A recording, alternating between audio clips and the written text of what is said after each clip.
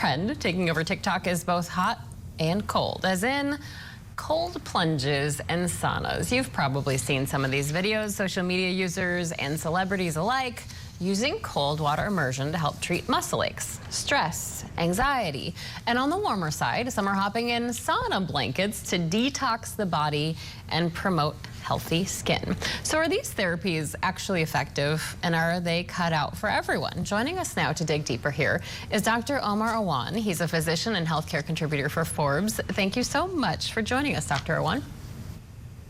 Yeah, my pleasure. Thanks for having me. Okay, I see these videos all the time. Cold therapy all over social media, influencers, athletes, doctors, personal trainers. Does it work? And if so, how does it work? Well, I think the first thing is to understand that everything you see on social media isn't exactly accurate, and it's always important to evaluate everything with a critical eye. Make sure that the sources are credible, make sure that the evidence is sound, because bad information can obviously lead to misinformation, which can then lead to, miscommunication and mistrust, and ultimately bad and worse health outcomes. But with that said, cold therapy can certainly be effective in a limited amount of patients in limited conditions. So obviously, if you're healthy, you're young, you have no underlying health conditions, cold can certainly relieve pain. It can reduce inflammation, and it does that by reducing the size or the caliber of vessels. So when that happens, less blood flow goes to a certain part of the body, and then that decreases inflammation. It can also stimulate endorphins, which are hormones that are released by your body that can make you feel good, quite frankly, when you're dealing with pain and stress. Okay, so are there any negatives? Are there any downfalls or dangers to this? They're absolutely dangerous. So obviously it's not for everyone. If you're older, you have chronic medical conditions like heart disease, diabetes, it may not be best for you to do that. It can damage your skin, it can damage, parts of your body, and some, even heat therapy, for example, have been associated with, irregular heartbeats or arrhythmias that can even be life-threatening. So really important to talk to your doctor about using these or using any of these therapies, particularly if you're serious about it and you have some of these underlying medical conditions that I talked about. Okay, we're going to get to that warm or hot treatment in a second, but if we're sticking with the cold therapy, can we do that in, my bathtub or a lake or a river in colder months if, we don't have a $4,000 machine that helps us out, or a spare chest freezer lying around? Well, it really depends what your goals are. So obviously if you're outside and let's say you're playing basketball and you sprain your ankle, you're young, you have no underlying medical conditions, absolutely, you can go in an ice bath, you can, go in there and decrease the swelling, decrease the inflammation. But if your goals are to treat, long-standing arthritis, then that may be part of the solution, but you obviously want to, use drugs, use the holistic approach that your doctor is recommending to treat that long-standing arthritis. So really it depends on, what your long-term goals are in therapy. Okay, let's move to sauna therapy. One doctor says a growing body of research finds that sauna therapy can drastically reduce the risk of mortality. You think that's true?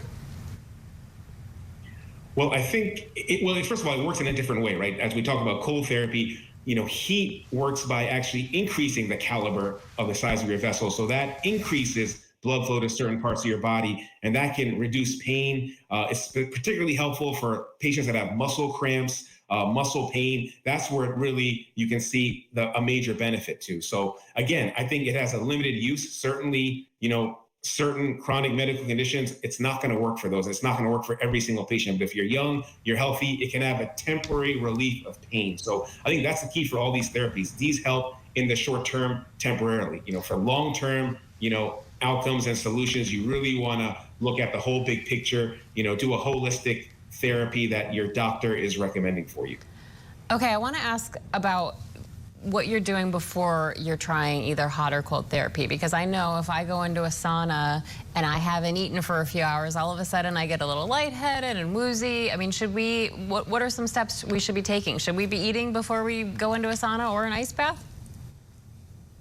I think you need to, of course, keep yourself hydrated. So, common sense is, you want to drink water, make sure that you're hydrated so you're not going to pass out, you're not going to sweat too much. I think, those things are very important before you go into a sauna specifically, because you're going to be sweating a lot, you're going to be losing a lot of water. So, maintaining good hydration, staying in, a warm or cold area, certainly not, outside 90 degrees weather. You don't want to go for a 3-mile run and then jump into the sauna and then be completely dehydrated. So I think those small key steps are necessary before you, do any of those type of things. Okay, do you think there are other simple health hacks out there that are underutilized? Anything you do that you tell other people to do or that you swear by?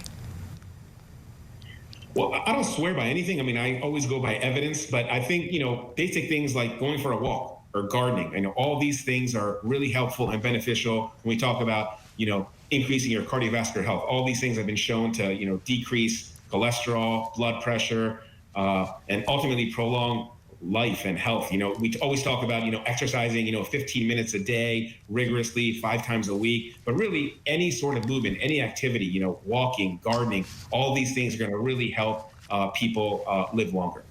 Okay, a question that's going to get me in trouble with some of my friends. If you do one of these ice baths, are you required to post a video on social media? You don't have to, but you may go viral and you may get a ton of likes, so the choice is really up to you. All right, Dr. Omar Awan, physician and healthcare contributor, thanks so much for your insight on this. We sure appreciate your time and insight tonight. My pleasure. Thanks for having me. And still ahead tonight, giving